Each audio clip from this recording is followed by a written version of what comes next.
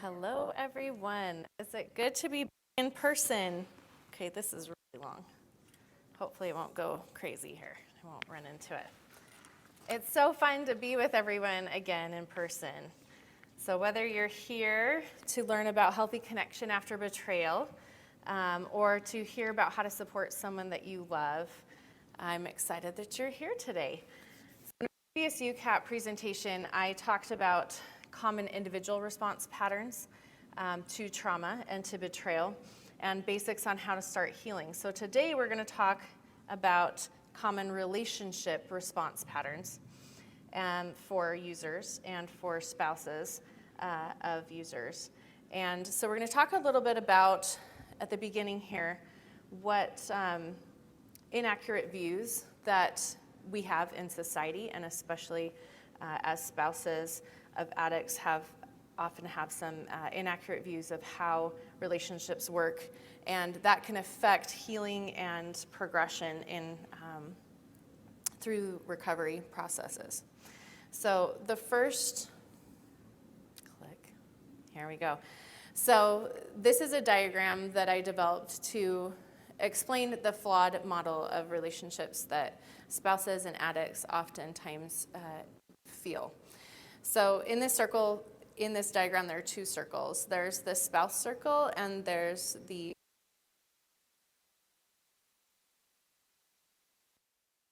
we were having a little bit of issue with this earlier.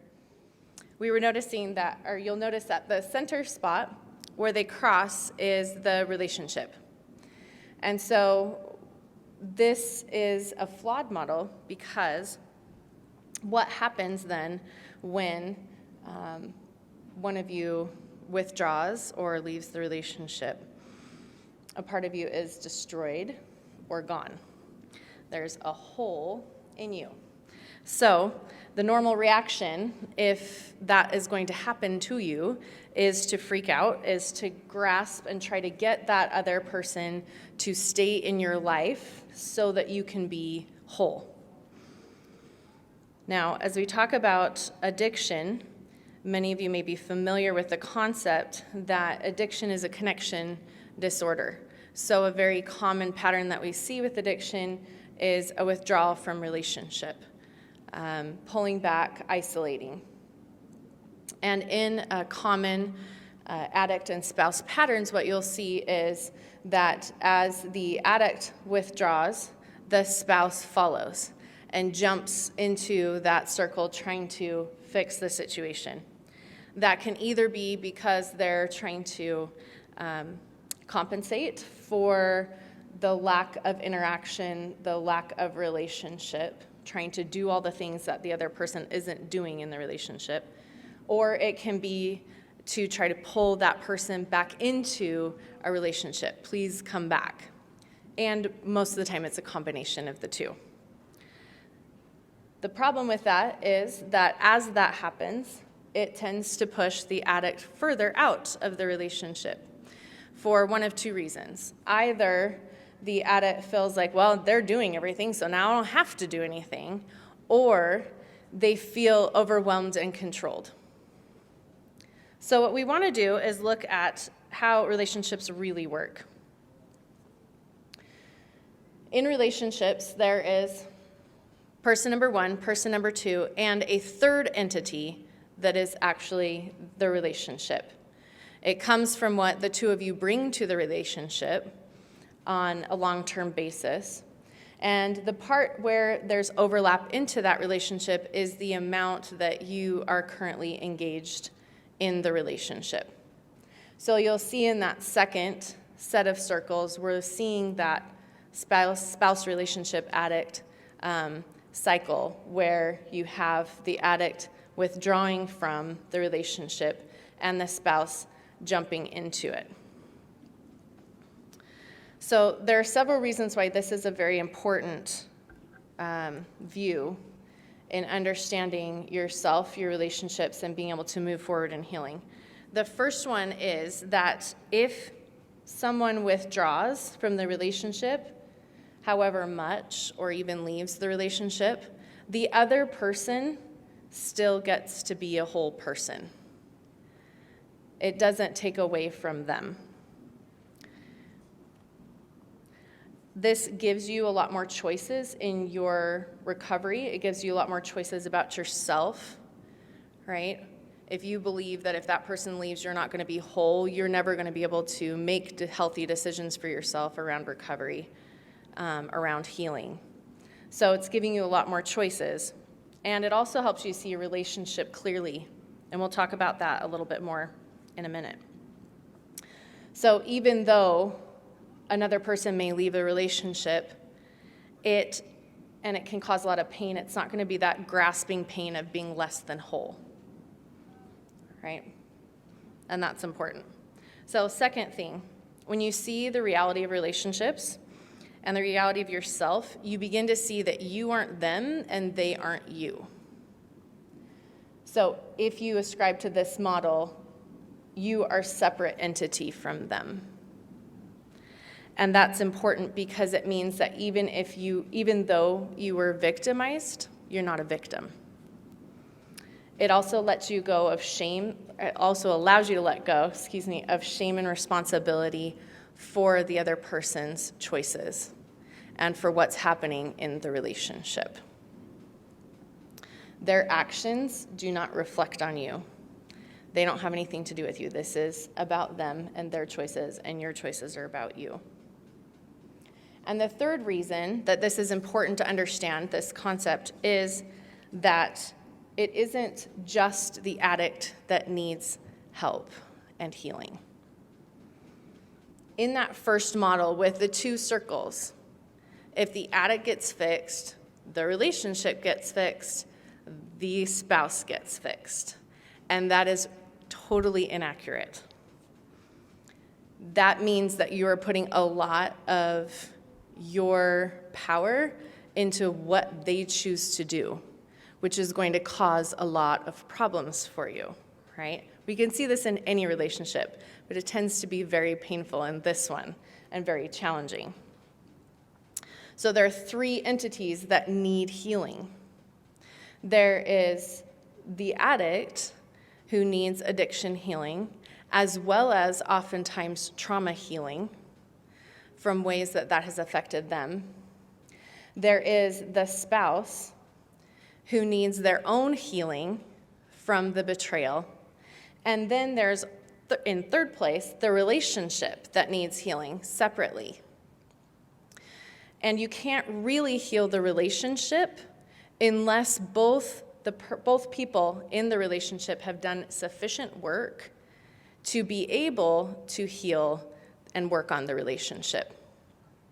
If we have an addict that is still in a lot of shame and denial and doesn't have sobriety, that's going to be a problem. They're not going to be able to engage and heal and empathize in the way that they need to in order to work on and heal a relationship. If the spouse is in so much trauma that they can't function on a day-to-day basis and they can't regulate themselves, that's also going to be a problem, and you're not going to be able to work on the relationship. This is important because as you're going through your recovery processes, you need to be able to be informed about this for yourself and also for your therapist, because sometimes they don't understand that concept. And I've definitely seen a lot of clients that end up coming to me who have been with other therapists, and they're in there trying to work on relationship stuff when the two individuals aren't stable enough to do that. And it usually just ends up throwing the addict into more shame and more denial, and the spouse into a whole lot more trauma because they're not safe. So just be aware of that. I do couples with people who are not quite there yet. Usually it's around issues that they're having that we need to work through. So we need to be there as a moderator role and try to help them set some healthy boundaries and parameters around their relationship. But in terms of healing the relationship, you have to have those two sides working their own recovery in order to do that center circle. Okay, so let's talk about the truth of your own relationships. So I'd like you to pull out a piece of paper and a pen. If you grab some of the handouts in the back, you can use that. If you're at home, go grab something to write on. So I'm going to have you draw your relationship. If you are sitting next to your significant other, you can kind of hold that to the side a little bit.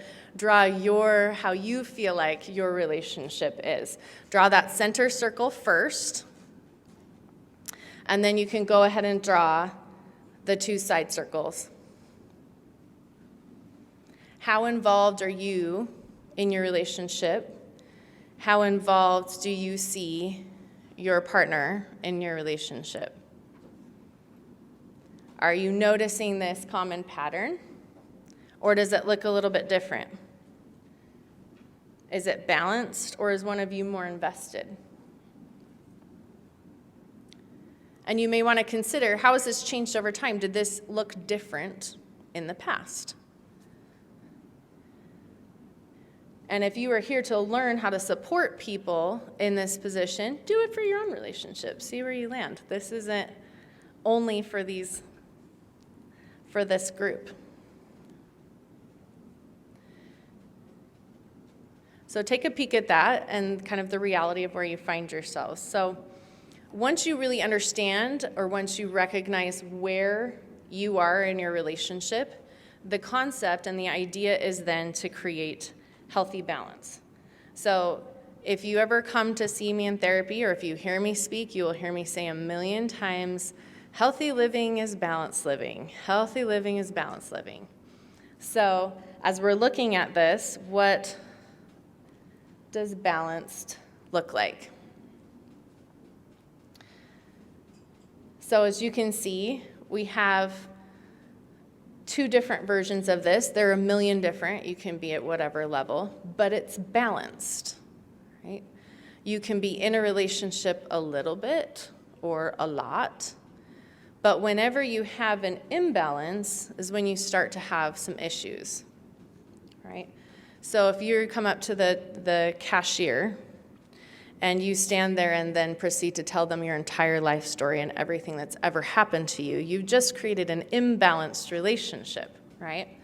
So the same is true as we're working on couple issues always, but especially in these situations because we tend to see that imbalance happening a lot. Now, you may not particularly want your relationship to look like this first set of circles, but it is balanced. And that's important. So if you find that you have a common pattern and the addict is out and isolated and you are very, very in, right? You may need to pull back a little bit in your relationship. And this doesn't mean that you're isolating. It doesn't mean that you're withdrawing. It means you're creating a healthy balance. It means you're not in there and smothering the other person, and you're not all the way out, but you're respecting yourself and your partner and finding that balance. If you're all the way in, trying to drag somebody in, you're not respecting yourself. If you're trying to grab them and drag them into doing something, you're not respecting them. If they're choosing to be this way in the relationship, they get to, and we're going to talk about that a lot in a minute, but they get to choose what they do. And you're not respecting them by creating an unhealthy balance in the relationship and jumping in and trying to mess with how they're choosing to live their life. Okay? So as a spouse, you may want to do more. You may want to have more interaction and more connection, like that second set of circles. And you can communicate that. I would love to be engaged more in this relationship with you whenever you're ready to join me there. I am so thrilled for that opportunity, but I want to respect you as a person and your choices around this right now. But I'm more than happy. That's what I would like, is for it to look a little bit different. Okay? That feels different in your body than that grasping sense of like, I've got to make sure, I've tried to get them to do something different so that I can be okay. It feels settled and grounded when you're in that space. And that's your body telling you truth, right? Our bodies resonate with truth. That's why we say, hey, that resonates with me. Our bodies resonate with that truth. So when you feel that, you want to trust that space, okay? Okay, so when we have that balanced space and we allow the relationship to be what it is instead of trying to force it to be what it's not currently, and we're living in that truth, that is called detaching with love, which goes hand in hand with and is impossible to achieve without healthy boundaries. So we're going to talk about those, okay?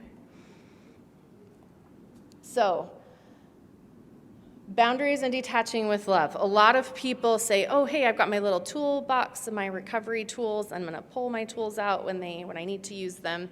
That's not what boundaries and detaching with love are. They're not tools of recovery. They're ways of being. They're healthy ways of being for every human being on this earth. And so we're going to talk about using those and implementing those in your life for everything, right? If you don't know, if you've never heard of these concepts before, no worries. Most people don't. We don't get taught this a lot in society. We get taught a very unhealthy way of reacting and interacting with each other. So if you haven't heard about this, don't worry about it. No shame. This is new. And if you have, wonderful. So we're working and progressing along this path. If you've understood them before, you're not currently using them, that's okay too. If you've been in trauma, it's very common for the brain to shut down and to start moving into unhealthy coping mechanisms for survival. So we're just going to look at the hope of what is rather than where we've been for everyone. If you've never used a spoon or a fork before and you've never seen anyone use it, you would have no idea how to use it, right? You would be like the seagull in The Little Mermaid, right, with the dinglehopper. Have no clue what this thing is, right? So as you're coming into this space, if you don't know what this is, that's okay. You probably haven't been taught from a very young age how to do it. You haven't had it modeled for you and all of that. So as we're talking about boundaries and detaching with love, oftentimes the first response that I get from someone who hasn't had experience with this in the past is that it feels scary or harsh. It feels like boundary, like I'm separated, right? It feels like detaching, separating with love. I'm putting walls up. And that's not true, right? If you haven't stood up for yourself before, that may feel a little bit scary. But we're going to talk about what it means and how to do it. And because detaching with love isn't possible unless you really understand boundaries, we're going to talk about boundaries first. So Thich Nhat Hanh, who is a meditation guru, said, finding ways to protect yourself and promote your own well-being is the most basic investment you can make. So if you understand what boundaries are, he just said boundaries are the most basic investment you can make, okay? So what is a boundary? Boundaries are like your emotional skin. They're always there. They're always a part of you. They protect you. They keep you separate from others. They describe the person you are and the parameters around how you will interact with others and choose to be interacted with. You teach other people with your spoken and unspoken boundaries how to treat you. And that might seem like a little bit of a novel concept that you get to teach other people how to treat you, but it's actually really essential for moving out of victimhood and into a space of healing and emotional safety and empowerment. And it's actually your responsibility. It's your job to teach other people how to treat you. In Marianne Adams' groundbreaking work on anxiety, she talks about the essential nature of emotional safety. So emotional safety is just as essential as physical safety. It's required. Unfortunately, we live in a society where we don't value emotional safety as much, and we don't support those who are trying to achieve it.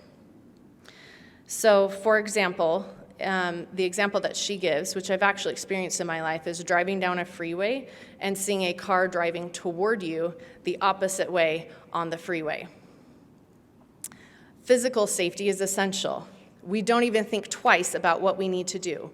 We just get out of the way automatically. We do whatever we need to do to create physical safety for us. And like what happened to me in that car, I was next to a semi, and this car was coming in my lane, that semi pulled over and just slammed on its brakes and pulled over as quickly as it could so I would have space to get over. So I was supported in my need for physical safety in that moment.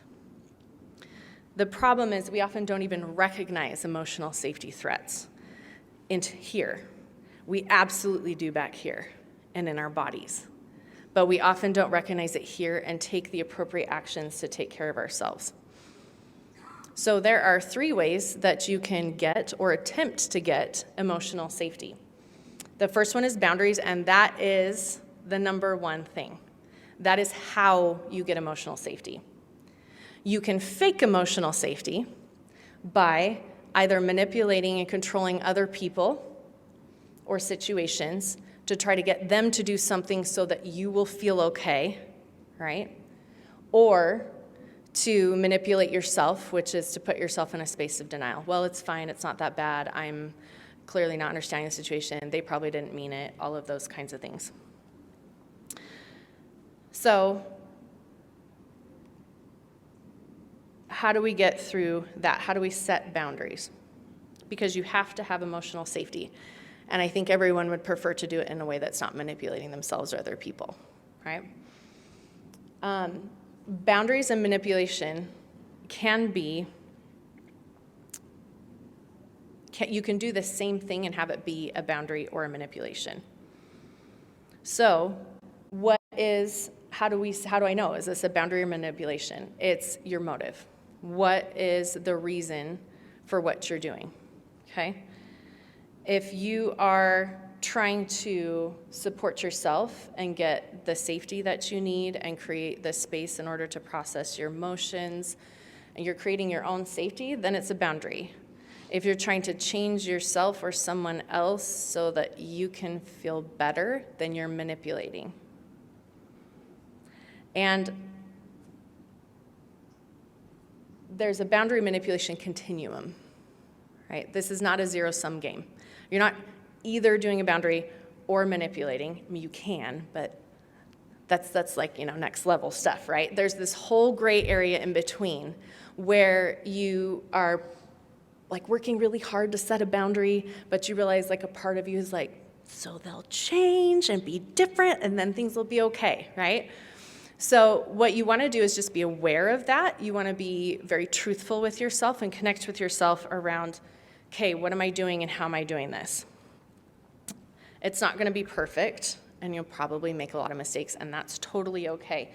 Get a therapist, get another person who's really good at boundaries to help keep you honest with that and help run you through and help you understand how to set those boundaries.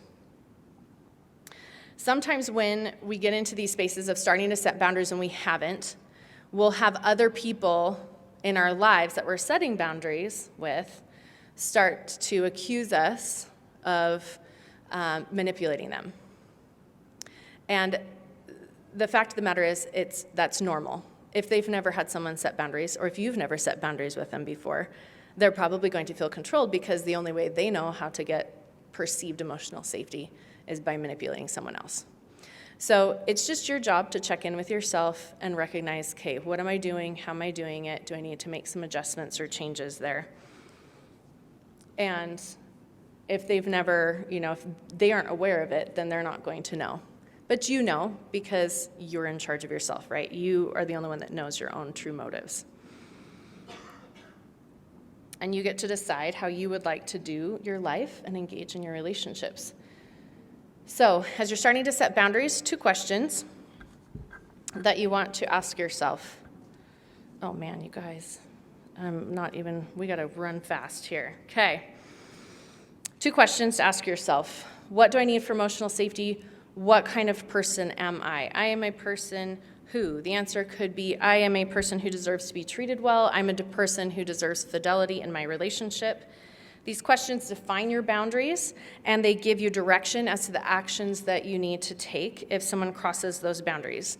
If the statement is true, I'm a person who deserves trust or deserves to be treated well, and someone chooses not to because they get to choose to do whatever they want, then what do I need to do? a lot of times that is some space, emotional, physical space, in order to be able to process through, in order to be able to regroup and find what you need to do and to evaluate where that relationship is. So one of the things that I do with clients when we're starting to set boundaries is a process that I call spitballing. And that is to look for your options. When you're in trauma, your brain will shut down, and it will be very hard oftentimes to come up with, what do I do in this situation? Your brain is literally shutting down. The prefrontal cortex is literally shutting down in order to move you back to your fight, flight, freeze response back here to help you get away from the traumatic situation. So it can be hard to sit down and let me come up with all these options.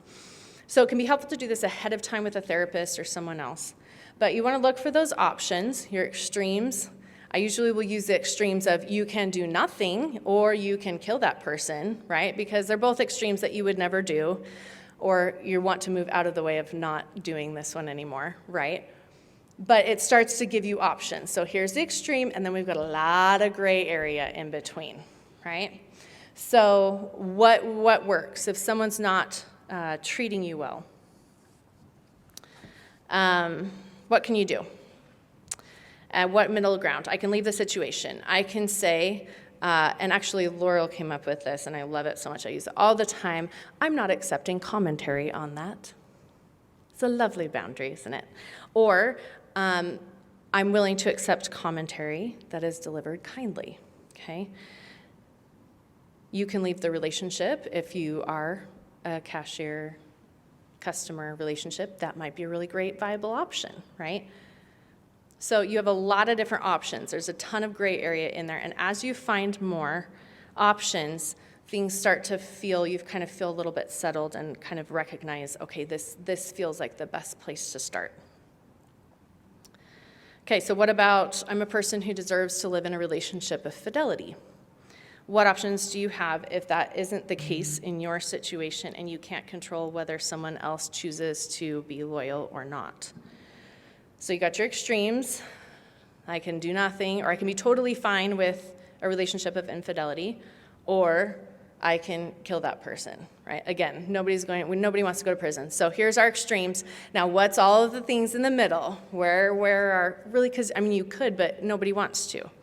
Whoops. So we're going to look at the middle stuff. So something over here might be divorce.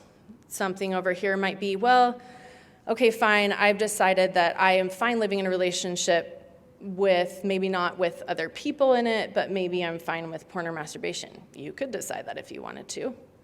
What else? You could look at separation. You could look at, with separation, you've got a million options there. You can do an in-house, an out-of-house. You can do a separation where it's just the bedroom, being out of the bedroom, versus a separation where you don't do laundry or cook together. There are tons and tons of options within that framework.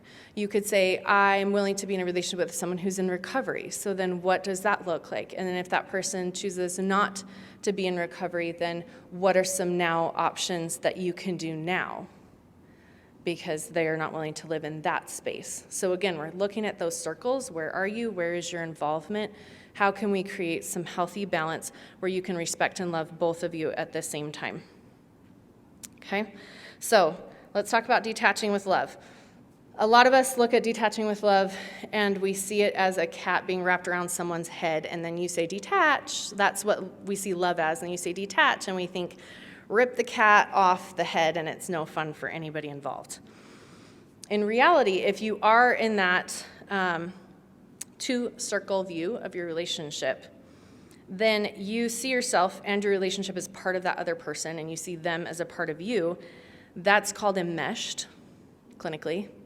That's an enmeshed relationship. In pop culture, that's referred to as normal.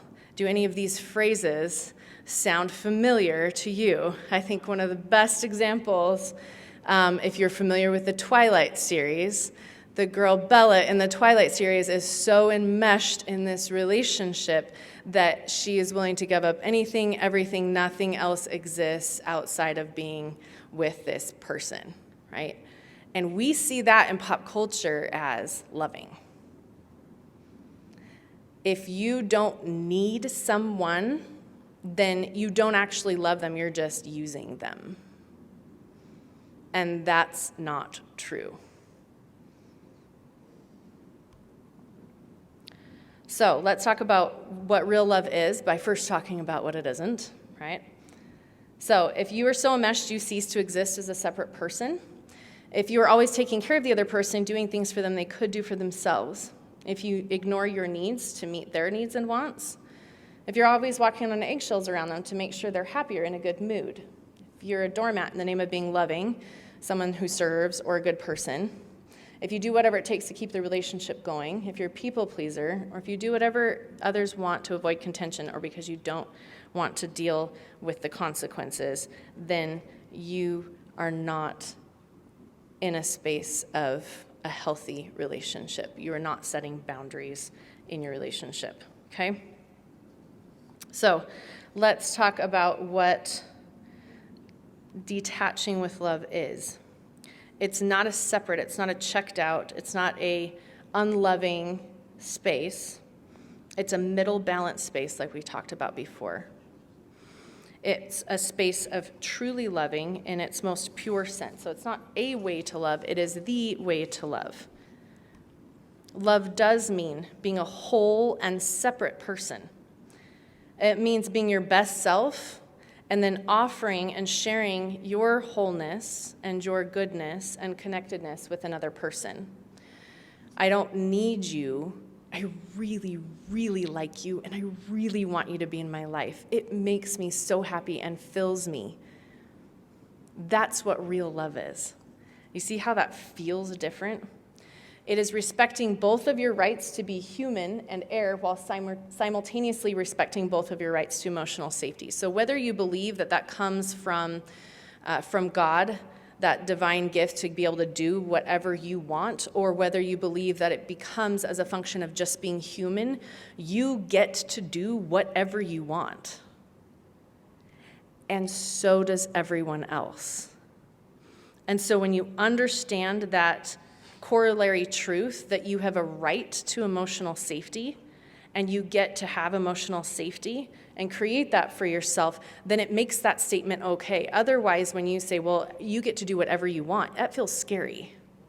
But if you understand that I get to have emotional safety and I get to do what I want, then you understand, then that becomes a safe space where you can work. So, this allows you to love yourself and others simultaneously. And that's the essence of what detaching with love is with boundaries. So you can see why we have to talk about boundaries before I say that, before I say, well, yeah, your spouse gets to do whatever they want, right? That feels scary if you don't understand the boundaries and the emotional safety piece that you get, right? But this is the essential components of detaching with love and of truly loving.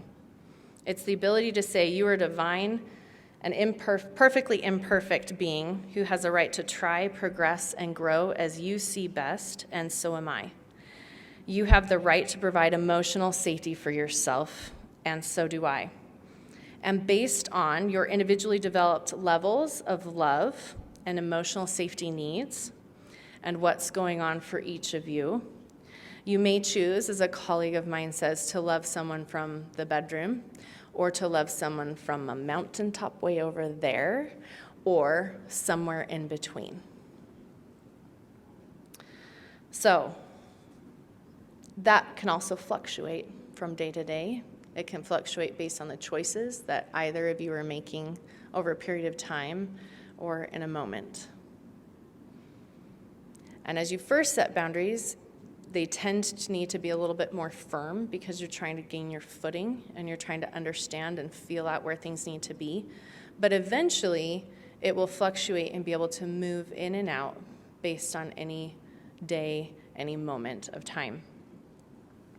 So when you see this, that you are divine and perfectly imperfect being who has the right to try, progress, and grow as you see best, and so do I, how does that feel? It feels different. So when I see that and I feel that inside of me, I feel strong empowered, compassionate, magnanimous, and nurturing. What are the words that you feel? When you believe this truly, you lose that grasping fear of trying to pull someone in or fix or change someone in order to be okay yourself, because you're separate from them, because you have boundaries, and those boundaries provide the emotional safety, and that makes it more possible for you to heal. It makes it more possible for you to forgive, to have compassion for someone else, and to truly love.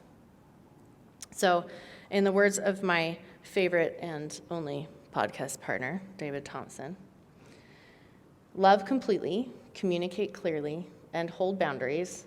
This is how healthy relationships thrive. And you can find me at any of these places.